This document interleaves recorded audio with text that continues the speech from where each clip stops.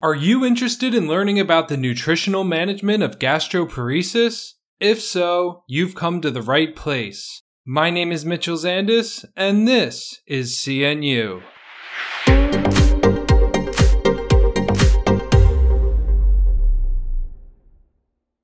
Gastroparesis is a chronic disorder that's characterized by delayed gastric emptying in the absence of mechanical obstruction.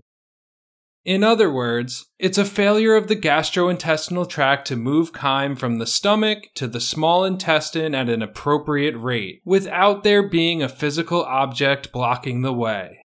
As a result, chyme remains in the stomach for an extended period of time, and this leads to symptoms like nausea, vomiting, bloating, and upper abdominal pain.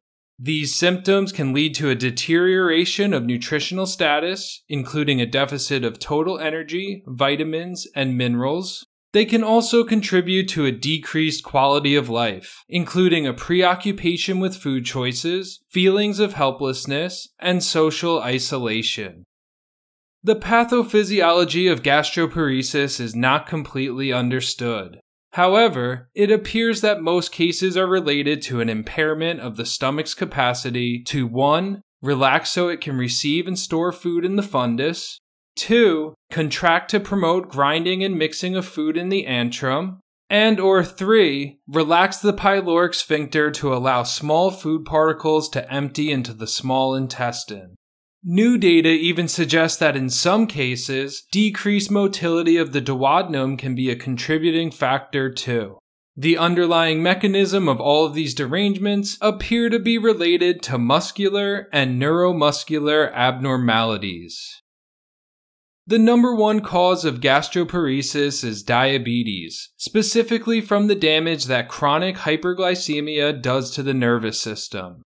Other forms of gastroparesis include those that are post-surgical, especially when there's surgery to the gastrointestinal tract or accidental vagus nerve injury during surgery, post-viral from the exposure to a pathogen like parvovirus or Epstein-Barr virus, secondary to a neuromuscular disease like Parkinson's disease or multiple sclerosis, secondary to a connective tissue disease like scleroderma or amyloidosis, and idiopathic, when there is no known cause or no obvious cause. This, of course, is not an exhaustive list of all possible causes, it's just a list of common examples. Typically, patients who have received a diagnosis of gastroparesis from a medical doctor present with complaints of persistent gastrointestinal distress. They may have experienced dehydration from vomiting or a decreased ability to eat or drink, and they may have also experienced recent significant weight loss. Whatever the unique case is, from a nutritional perspective, the goal is to provide an oral diet that the patient can tolerate. There are times when enteral nutrition or parenteral nutrition may be needed, and we'll get into that, but not until the end of the video. Diet modification for gastroparesis requires attention to 3 main areas. Food composition by paying attention to the specific nutrients that are in the food, food texture by controlling the physical characteristics of the food, and meal size by focusing on the volume of food consumed at once. Finally, there are some mealtime behaviors that improve tolerance. Unfortunately, there haven't been many well-designed prospective human studies on this topic. Many recommendations are extrapolated from what we know about digestion in human subjects, or they are based on information gathered in interviews with patients who have gastroparesis and the clinicians who treat them. The first area we're going to explore is food composition. Here, the 2 nutrients of interest are fiber and fat. Patients with gastroparesis are encouraged to follow a low-fiber diet because fiber slows gastric emptying. This was demonstrated in at least one study of healthy subjects in 1995. On 2 different days, the subjects consumed 2 different solid meals under the same exact conditions. The meals were exactly the same except for the fiber content, and the gastric emptying was slower with the fiber-containing meal for all subjects except for one. The authors concluded that this study shows that fiber naturally present in food can delay gastric emptying of a solid meal even after a single fiber-rich meal. A similar study was published in 2007. This one tested 3 different types of cereal on healthy subjects, and the cereal with the highest fiber content resulted in the slowest gastric emptying. However, the cereal with the lowest fiber content landed in the middle and was not much different than the cereal with the highest fiber content. I'm not really sure what to make of this aspect of the results, but perhaps there's a threshold in grams that must be crossed in order for fiber to slow gastric emptying. Of note, neither of these studies use gastric emptying scintigraphy, which is an imaging protocol that's considered to be the gold standard for measurement. I'm not sure if future studies will be conducted to further explore how fiber affects gastric emptying, but I think they're necessary, especially in patients with gastroparesis using the gold standard of measurement. Foods high in fiber that may need to be limited include whole grains, fruits and vegetables with skins, raw vegetables, beans, chickpeas, lentils, and whole nuts and seeds. Patients with gastroparesis may also be encouraged to follow a low-fat diet. Just like fiber, fat slows gastric emptying. However, this one is not as straightforward as fiber. Since fiber is indigestible and does not provide energy, reducing it in the diet will not have a major impact on the total energy load. But at 9 calories per gram, fat is a significant source of energy and can be incredibly helpful to meeting the nutritional needs of somebody with poor tolerance to large volumes of food. There is one study in patients with gastroparesis that suggests a fat restriction may not be necessary. Hamko et al. Took 12 patients with gastroparesis and on 4 different days provided them with one of 4 breakfast meals that had an equal energy load of 260 calories. First, there was a high-fat solid meal that had 45% total calories from fat and consisted of eggs, toast, and butter. Second, there was a low-fat solid breakfast that had 5% total calories from fat and consisted of egg whites, toast, jelly, and skim milk. Then there was a high-fat liquid breakfast that had 45% total calories from fat and was a milkshake made from whole milk and ice cream. The fourth breakfast was a low-fat liquid meal that had 5% total calories from fat and was a fruit smoothie made with vanilla boost and fruit nectar. Symptoms were monitored for 4 hours after completing the meal, and while the high-fat solid breakfast resulted in significantly worse symptoms of nausea, fullness, and bloating, the high-fat liquid breakfast performed about the same as the 2 breakfasts that were low in fat. This suggests that patients with gastroparesis may not have to restrict fat in order to minimize symptoms. Instead, they should aim for low-fat solid meals and consider the addition of high-fat liquid meals or snacks, like a smoothie or oral nutrition supplement that can help to satisfy their estimated energy need. Foods high in fat that may need to be limited include fatty cuts of animal protein, fried foods, some cheeses, dark chocolate, whole nuts and seeds, and avocado. Attention should also be paid to foods like butter, olive oil, and coconut oil, which are often used in cooking or added to solid foods at mealtimes. Outside of considering the fiber and fat content of the food selected, there is no evidence that changes need to be made to carbohydrate and protein intake. One exception to this may be patients with diabetes who require closer monitoring of carbohydrate intake to improve glycemic control. That brings us to food texture. Simply put, different physical characteristics of food require a different amount of digestion by the stomach before they're passed into the small intestine. Therefore, it's a topic that's been of interest when trying to figure out the best diet for patients with gastroparesis. We already saw how fat was well tolerated in the liquid form, and this holds true for each of the macronutrients. Thin liquids have the shortest gastric emptying time and can be a valuable source of all nutrients for patients with gastroparesis. Yet relying entirely on a liquid diet is not sustainable for most individuals, and in most cases, it's not even necessary. Here's where we can turn to a study conducted by Olesen et al. This is the only randomized controlled trial of dietary intervention that I could find in patients with gastroparesis. The authors took 56 patients with gastroparesis and randomized them to follow a large particle or a small particle diet for 20 weeks. Foods with a large particle size included regular solids like whole pieces of animal protein, fruits, vegetables, grains, and nuts and seeds.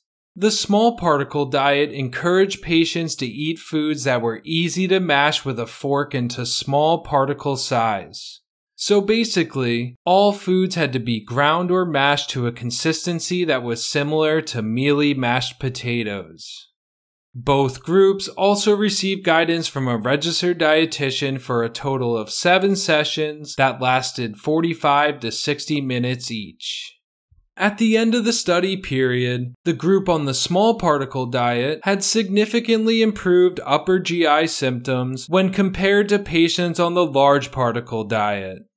This study suggests that patients who present with poor tolerance to a wide range of foods should be encouraged to incorporate more small particle foods in their diet.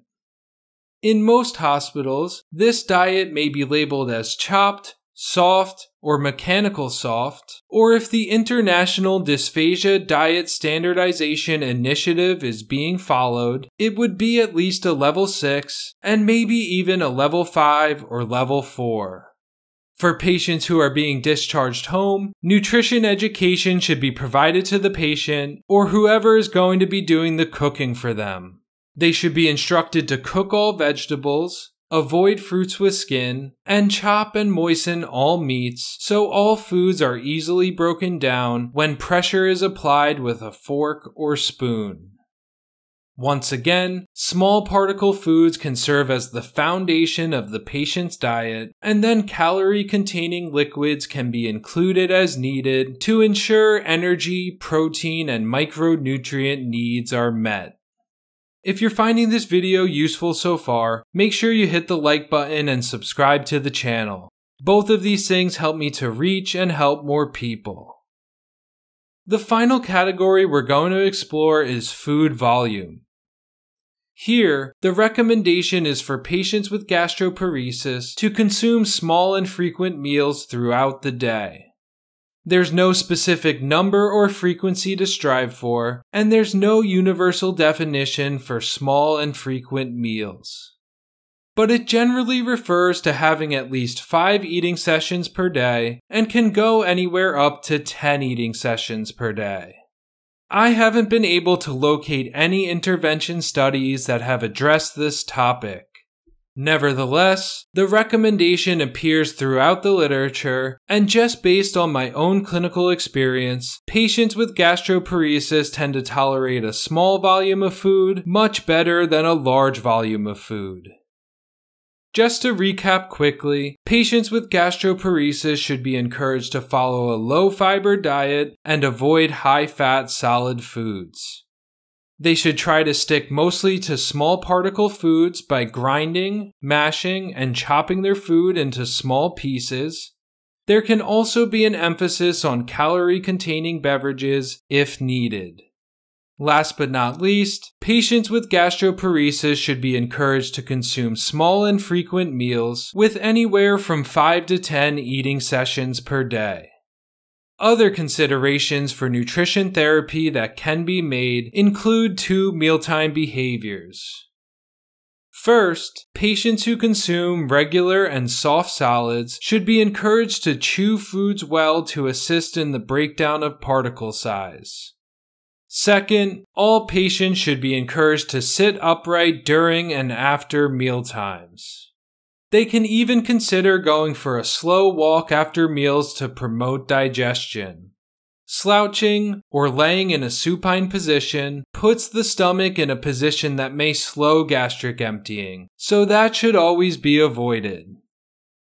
In some severe cases, nutritional management with an oral diet fails and nutrition support must be pursued. There are no official guidelines for determining when failure has occurred, but here are some common indicators. 1. Unintentional weight loss of greater than 5% body weight in 3 months or greater than 10% in 6 months. 2. Failure to gain weight on an oral diet when underweight from previous weight loss. 3. Frequent hospitalizations for persistent vomiting and/or dehydration. And/or 4. When symptoms are contributing to a very poor quality of life. When a patient is followed in a clinic by the same team for months to years, a specific weight may serve as a threshold for starting enteral nutrition. For example, the patient and team may agree that if the patient cannot maintain their weight above 145 pounds, then the oral diet has failed and it's time for a more aggressive approach. When nutrition support is indicated, enteral nutrition is preferred over parenteral nutrition if the remainder of the gut is functional. Since the issue is with the function of the stomach, patients with severe gastroparesis are usually considered candidates for a post-pyloric feeding tube. If it's a short-term trial to see if the patient can tolerate enteral feeds, or if it's a short-term trial to see if symptoms can be managed better medically to promote tolerance to an oral diet, then a nasoduodenal or nasojejunal feeding tube can be placed. If it's a long-term placement, patients can be considered for a jejunostomy or a gastrojejunostomy. In some instances, the gastrojejunostomy may be useful because it can be arranged so that it can vent the stomach and feed into the intestine at the same time. Venting allows for the removal of excess gas and gastric secretions, which can provide relief for patients with persistent vomiting or bloating. There are no specific guidelines available regarding the most desirable type of tube feeding formula or tube feeding method. Starting with a standard, fiber-free formula and a continuous or cyclic infusion may be best to assess tolerance to enteral nutrition. Once tolerance is established, arranging an intermittent or bolus regimen may be considered to give the patient some time off of the infusion. A feeding strategy that's also been mentioned in the literature is to withhold oral nutrition for at least 48 hours during the initiation of enteral nutrition. Therefore, if the patient develops symptoms, there's no confusion about which nutrition intervention to blame. Eventually, if the patient can tolerate any food or beverages by mouth, they should be reintroduced. Any energy obtained by mouth should be accounted for in the enteral nutrition prescription. Parenteral nutrition should be reserved for extreme cases where there's persistent intolerance to both an oral diet and enteral nutrition. Or it can be considered in patients who present to the hospital with severe malnutrition, and can be used as a short-term solution while symptoms are managed and the patient is transitioned to an oral diet and/or enteral nutrition. Thank you for watching. Check out these videos for more content just like this, and make sure you subscribe to the channel.